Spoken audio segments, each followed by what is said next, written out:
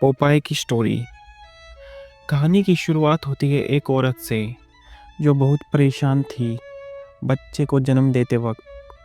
हालात इतने ख़राब हो गए थे कि डॉक्टर्स को ऑपरेशन करना पड़ा, लेकिन जैसे ही बच्चा पैदा हुआ सबके होश उड़ गए।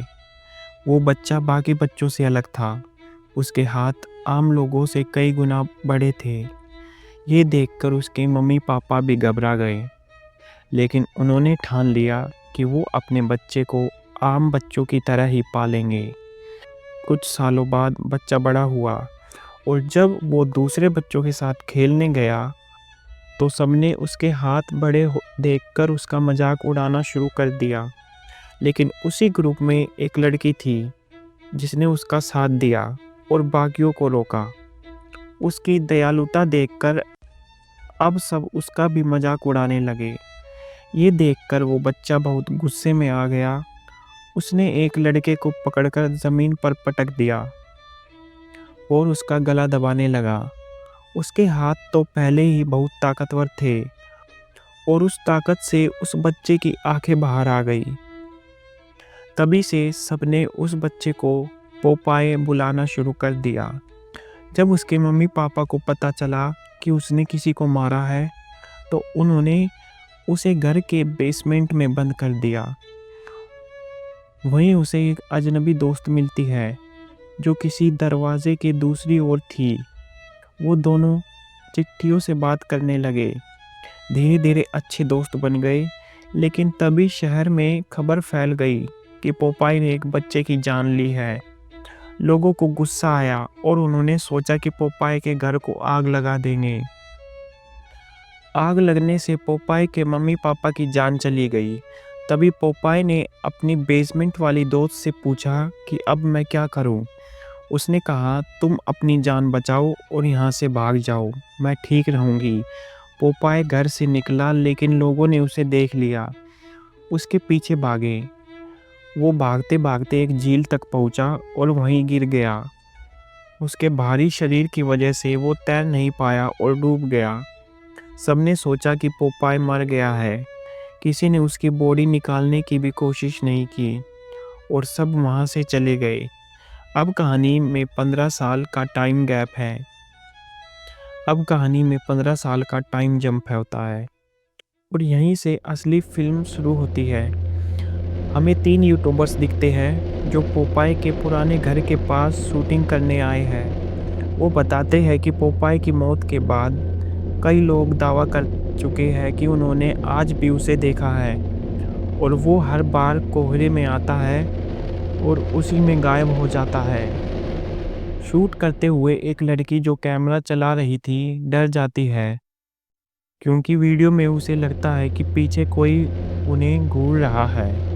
लेकिन उसके दोस्त उसकी बात नहीं मानते। फिर वो लड़का कहता है कि अब हम पोपाय के घर के अंदर चलेंगे और उसकी कहानी रिकॉर्ड करेंगे।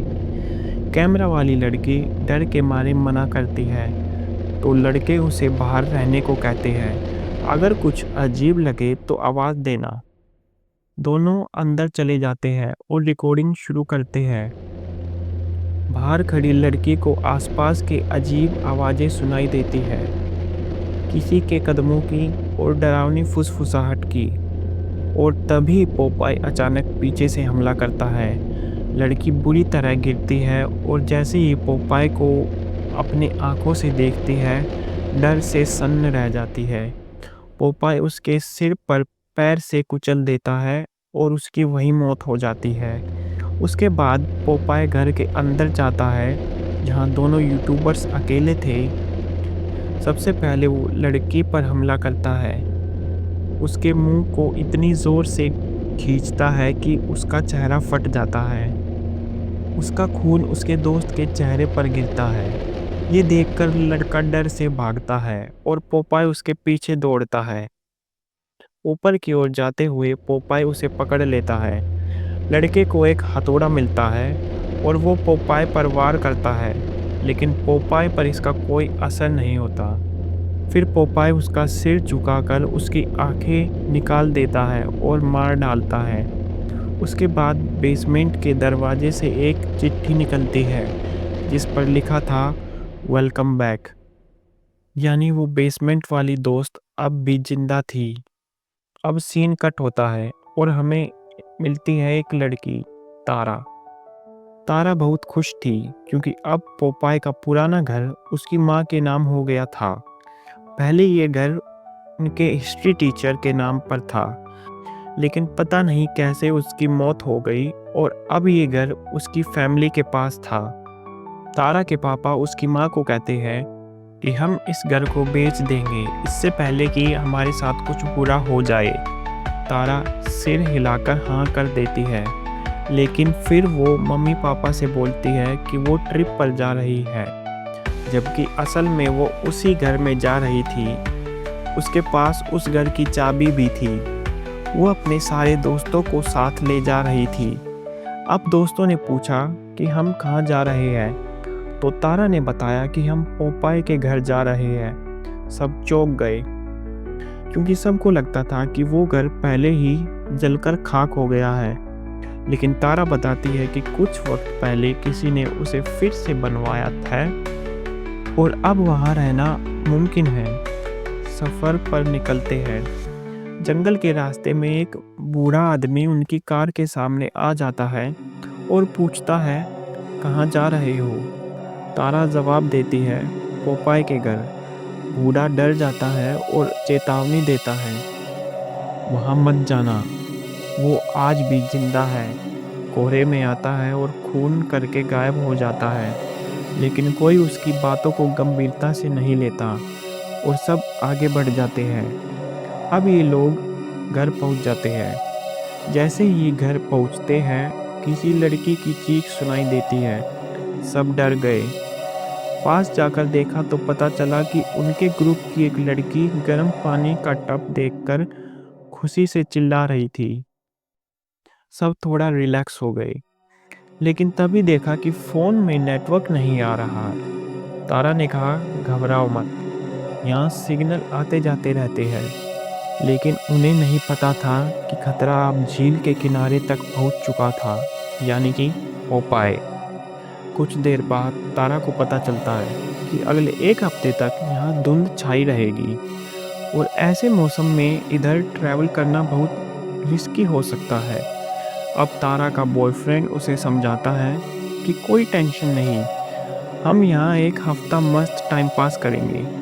फिर सीन कट होता है और वही बूढ़ा आदमी दिखता है जिससे रास्ते में मुलाकात हुई थी, जो उन्हें वहाँ से रोक रहा था।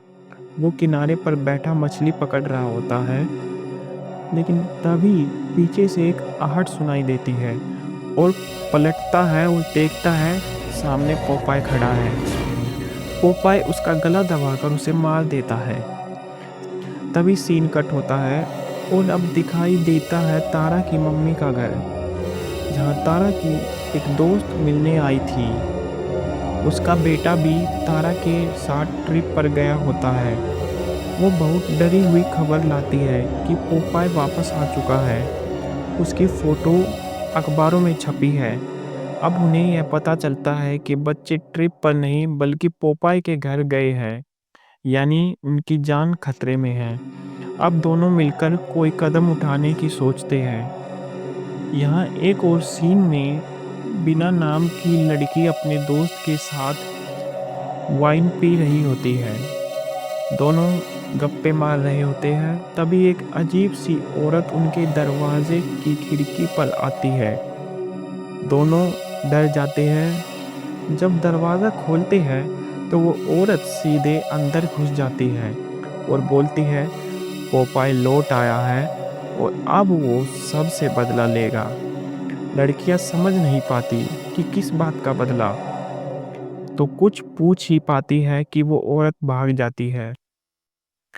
तारा उसका पीछा करती है और जब पकड़ती है तो वो औरत कहती है, पोपाय सिर्फ हमारे पीछे आया है, और फिर गायब हो जाती है। तारा की मम्मी बार बार कॉल करने की कोशिश कर रही होती है, लेकिन सिग्नल न होने की वजह से तारा से बात नहीं हो पाती। उधर तारा अपने बॉयफ्रेंड डायलन के साथ होती है, जो उसे खुशखबरी देता है कि उसे यूनिवर्सिटी में एडमिशन मिल गया है। और अब वो दूसरे शहर में जाएगा। वो तारा के साथ चलने को कहता है, लेकिन तारा मना कर देती है क्योंकि वो अपने मम्मी पापा को नहीं छोड़ना चाहती। अब सीन शिफ्ट होता है डाना के बॉयफ्रेंड निक पर, जो सेम नाम की लड़की के साथ वक्त बिता रहा होता है। सेम सेम उसे प्रपोज करती है, मुझसे मुझे तुमसे प्यार है। निक जवाब देता है, मुझे माफ़ करो, मैं सिर्फ डाना से प्यार करता हूँ। ये सुनकर सेम गुस्से में आ जाती है और तारा मामला डाना को बताने का फैसला करती है। वो मैसेज भेजती है, लेकिन सिग्नल न होने की वजह से मैसेज नहीं पहुंच पाता। उसी वक्त सेम तालाब में बैठकर रिलैक्स कर रही होती है।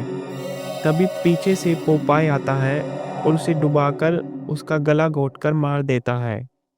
अब वही डरावनी लड़की जो तारा से पहले मिल चुकी थी, लड़कों के पास पहुंचती है। बातचीत से पता चलता है कि वो लड़की पोपाई की बचपन की दोस्त और सगी बहन है, जो बचपन में पोपाई की तरह अजीब हरकतें करती थी। इसलिए मम्मी पापा ने उसे भी बेसमेंट में बंद कर रखा था। वो अब भी पहले जैसी ही थी। वो पोपाई से कहती है, अब एक एक कर सबको ख़त्म करेंगे। पोपाई सिर हिलाकर कहता है, हाँ। सुबह सब लोग सेम के बारे में पूछते हैं, जो अब मर चुकी थी। निक झूठ बोल रहा कि वो रात में ही चली गई थी। दरअसल वो चाहता था कि उसका और सेम का राज किसी को ना पता चले। वो सबको यकीन दिला देता है कि उसने सेम को जाते देखा था। फिर एक लड़की का दोस्त उसके पास आता है उसे प्रपोज करने के लिए, लेकिन वो लड़की उसे कह देती है कि उसे कोई दिलचस्पी नहीं है। ये सुनकर वो लड़का उदास होकर झील के किनारे चला जाता है। वहाँ उसे एक नाव दिखती है जो पोपाई की होती है। वो उसमें जाता है, लेकिन कुछ नहीं दिखाई देता। पर हम देख सकते हैं कि उस बूढ़े का शव जो बाहर बैठा था। तभी पोपाई पीछे से आकर उस पर एंकर से हमला कर देता है। लड़का दर्द से चीखता है। फिर पोपाई उसकी गर्दन में रस्सी लपेटकर उसको ख़त्म कर देता है। शाम को सब फिर से मस्ती कर रहे होते हैं। डाना शव की फोटोज ले रही होती है। तभी उसके फ़ोन में सिग्नल आ जाते हैं और सेम का मैसेज आता है, जिसमें लिखा है कि निक तुम्हें धोखा दे रहा है। डाना टूट जाती है और वहाँ से चली जाती है। निक भी जान जाता है कि डाना को सब पता चल चुका है। वो उसे मनाने के लिए पीछे जाता है, लेकिन डाना अब उसकी कोई बात नहीं सुनना चाहती। निक उसे मनाने की कोशिश करता है, लेकिन वो गुस्से में होती है। तभी निक की नज़र एक पालक के डिब्बे पर पड़ती है। वो डिब्बा उठाकर देखता है और सोच में पड़ जाता है कि ये यहाँ कैसे आया। तभी पीछे से पोपाई हमला करता है। निक भी कमज़ोर नहीं होता। वो बचने की कोशिश करता है, लेकिन पोपाई की ताकत के आगे हार जाता है। पोपाई उसका सिर लकड़ी की एक नुकीली चीज़ पर पटककर उसकी जान ले लेता है। उधर डाना, जो गुस्से में वहाँ से चली गई थी, सोचती है कि उसे निक पर इतना गुस्सा नहीं करना चाहिए था। वो लौटती है और देखती है कि निक मरा पड़ा है। वो रो पड़ती है। तभी खिड़की पर फिर से वो डरावनी औरत यानी कि पोपाई की बहन दिखाई देती है। डाना डर जाती है, लेकिन भागने की बजाय खड़ी रहती है। तभी पोपाई सामने आता है और डाना भाग पड़ती है। जंगल में पहुंचकर वो जोर से चीखती है, जिसे सुनकर तारा और उसका दोस्त चौंक जाते हैं। अब तारा और उसके दोस्त डाना को ढूंढने लगते हैं। उधर डाना भागते हुए एक झील में फंस जाती है। इधर तारा, डायलन और उसका एक और दोस्त उसे ढूंढते रहते हैं। तभी तारा को उसकी पुरानी क्लास की फ़ोटो मिलती है, जिसमें उसकी माँ और डायलन की माँ भी होती है। दोनों को समझ आता है कि ये सारी चीज़ें एक दूसरे से जुड़ी हुई है। तभी वो बात कर रही होती है और फिर से डाना की चीख सुनाई देती है। जैसे ही उन्होंने देखा, उनकी रूह कांप गई। पोपाय ने डाना को जाल में बांध रखा था और थ्रेशर कटर से उसे काट रहा था। ये सब उसकी आंखों से देखकर सबके होश उड़ गए। केथी, जो बुरी तरह डर गई थी, वो लोग जैसे ही भागने लगे, केथी गिर पड़ी और इससे पहले कि पोपाय उसके पास पहुंचता, एक कार आकर रुकी। उस कार में थे तारा की मम्मी पापा और डायलन की मम्मी, जो अपने बच्चों को बचाने आए थे। लेकिन पोपाय उन्हें देखते ही गुस्से में पागल हो गया। उसने डायलन की माँ को पकड़ लिया और गले में फंदा डालकर मार दिया। तारा के मम्मी पापा भी देखकर टूट गए।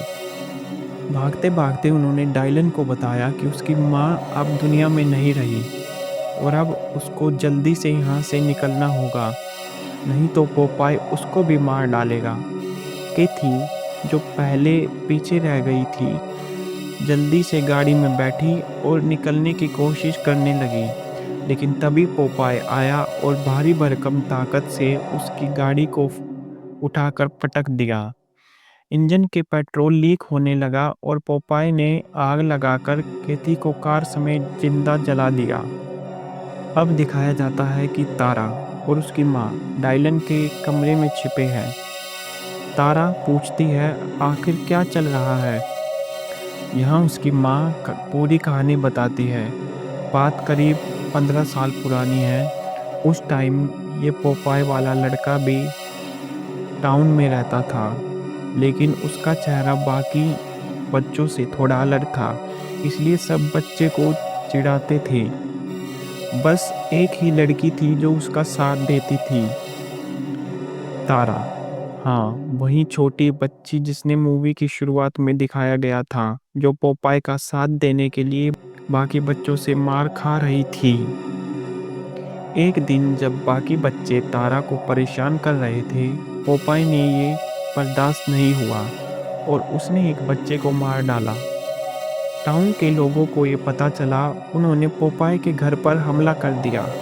इस हमले में उसकी माँ बाप मारे गए, लेकिन पोपाय बच निकला और अब वो वापस आ गया है बदला लेने, उसके मम्मी पापा की मौत का और उसकी बेइज्जती का।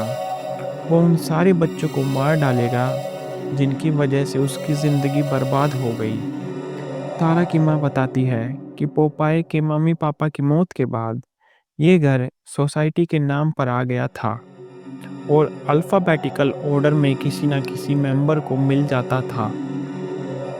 लेकिन जो भी उस घर का मालिक बनता, कुछ ही वक्त में उसकी मौत हो जाती।